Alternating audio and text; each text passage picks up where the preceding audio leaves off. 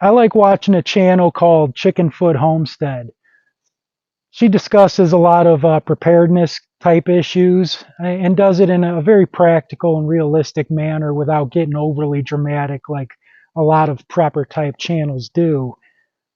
And a few days ago, she did a video asking the question, lone wolf or prepper group? This is a question that gets brought up fairly regularly.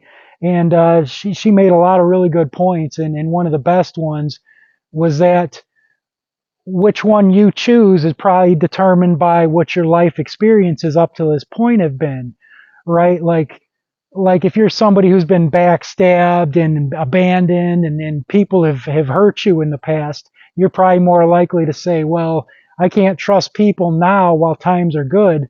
When times get bad, I'm definitely going to lone wolf it. Whereas maybe somebody who's had a strong family group, kept lifelong friends and had more positive experiences might be more willing to say, well, you need a prepper group.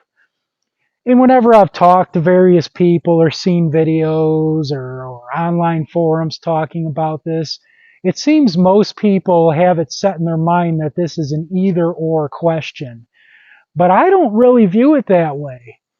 Because when you look at our lives, all right, there are times where it is very beneficial for us to work together in groups with other people. If we go and work at some job with coworkers, it's probably because we're able to make more money that way than we would have been able to on our own. If we're building a garage or moving furniture, having extra set of hands around really helps out for things like that. But then there's other times where it's just more efficient to work alone. If there's something that I really want done a certain way, it's just easier for me to do it myself rather than take the time to show somebody else how to do it and then supervise them to make sure they're doing it right. So there's times in all of our lives where we have to adapt and either be lone wolf or work in small groups or sometimes even in large groups, depending on what the circumstances require.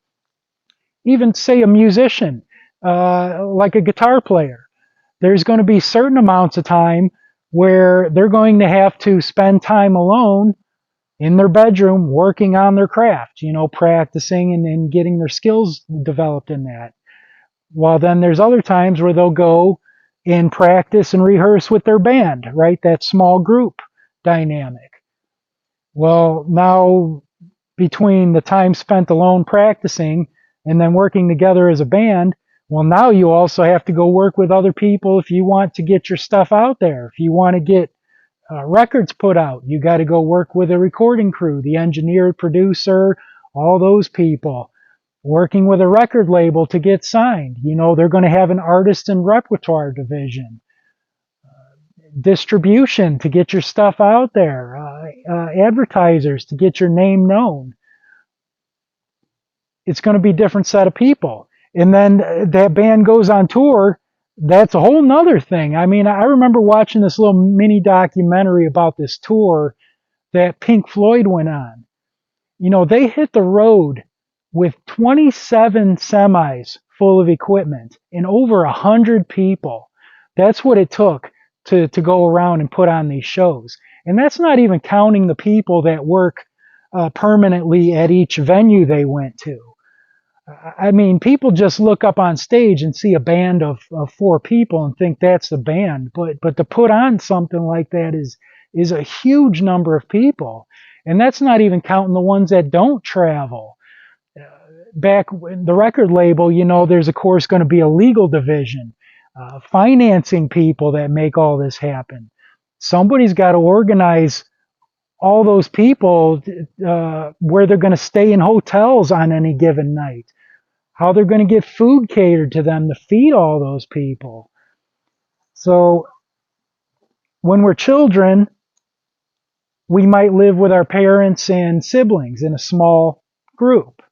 Then when we become 18 and we move out of the house, hopefully,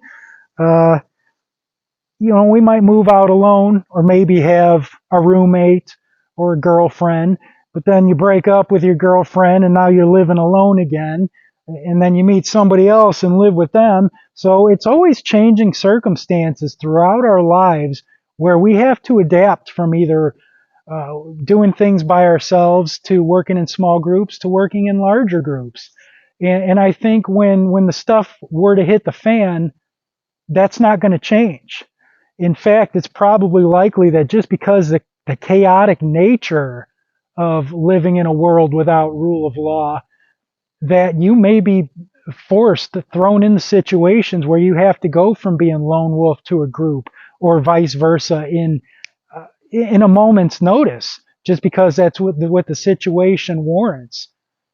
So rather than looking at it as a either or, I'm going to be a lone wolf or I'm going to be in a prepper group, I think we need to prepare ourselves for the possibility of whatever circumstances may throw at us. Just because that's just how life goes, you know. If there's one thing I've learned, it's that life will throw you some curveballs, and we need to be capable of adapting to those changing situations. I always laugh at prepper movies and shows where it's 10 years into the zombie apocalypse. Oh, that was a bee right in my eye. But it's 10 years into the zombie apocalypse, and there's still people driving around in vehicles. And I always want to know where is this never-ending supply of gasoline that has an infinite shelf life coming from? So I think the reality would be that once the supply chain breaks down, gasoline's just going to disappear like this, and what little there is around will be just extremely valuable. That people aren't just going to be out driving around like, oh, let's go cruise around and see what we can find. No, every little trip somebody makes or every little drop of gasoline they use in their chainsaw, it's all going to be very calculated on. We got to make sure we expend this in the most efficient way possible. So yes, there will be people that bug out on foot. Now I've mentioned in the past, I think bugging out is about the worst idea you can do. Take it from a guy who bugged out while the supply chain is still in operation and needed that supply chain to survive. You do not want to bug out once there is no supply chain in place. All that's going to lead to is a very miserable death for you. Now, I know there will still be people doing that, even if it is the worst possible thing they can do. But I think the majority of people are going to stay, at least in their immediate vicinity, where they have a home, some shelter, a place to keep whatever belongings they have in that. At least they'll have that in place. So it's worth doing the exercise of maybe this weekend, go take a walk, see how far you're able to walk in a day. Because you would not want to be on foot walking in a bad situation like that for multiple days or a week gone, because then you're leaving your home vulnerable. Your stuff's going to get stolen. Your family's in danger. All those things. So if you ever do leave your home, it's going to be for a short period and preferably be back home before nightfall. So give it a try. Maybe you determine you can get about 3 miles. And you're like, okay, I better start making my way home, or I go too much further, I'm not going to make it. Maybe you can get 3 miles, maybe further. For somebody in poor health, maybe all they can do is make it to the end of their block. Whatever that distance you think you're capable of moving, get a detailed map of where you live and draw a circle with that radius. If you can get 3 miles, draw a 3-mile radius circle around your home. When stuff hits the fan, that is your new world, that circle, right? I mean, whatever resources are there, material or people resources that are in that circle is probably all you'll ever have available to you. So I think that the purpose of prepping really should be to make our circle as self-sufficient as we can possibly do, even if it's in small little bites at a time. And of course, when I bought out here, I tried to stack the deck a little bit because I bought an area where, there's as few people as possible, and the ones that are here are farmers or live out in the boonies like I do and are accustomed to this kind of lifestyle. Because you got to think, if something goes down, I have cows, a couple of cow farms pretty close by. Like, depending on the weather conditions, I can actually hear the cows mooing off in the distance. So it's a short walk for me to go over there. So in the case that those farmers were able to adapt to no longer having the supply chain, but they're still capable of finding a way to produce beef and milk, say, for the area, I'm going to want in on that, right? If your local area can find a way to develop some crude form of supply chain, it would be foolish of you to not participate in it just because you had previously come to the conclusion that, oh, I'm just going to lone wolf it. Well, you just never know. If there is a supply chain going on, if there's benefit to working with others, you want to be capable of doing so.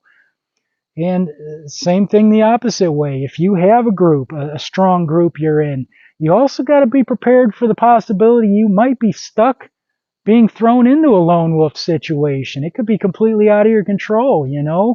I mean, look back in previous wars.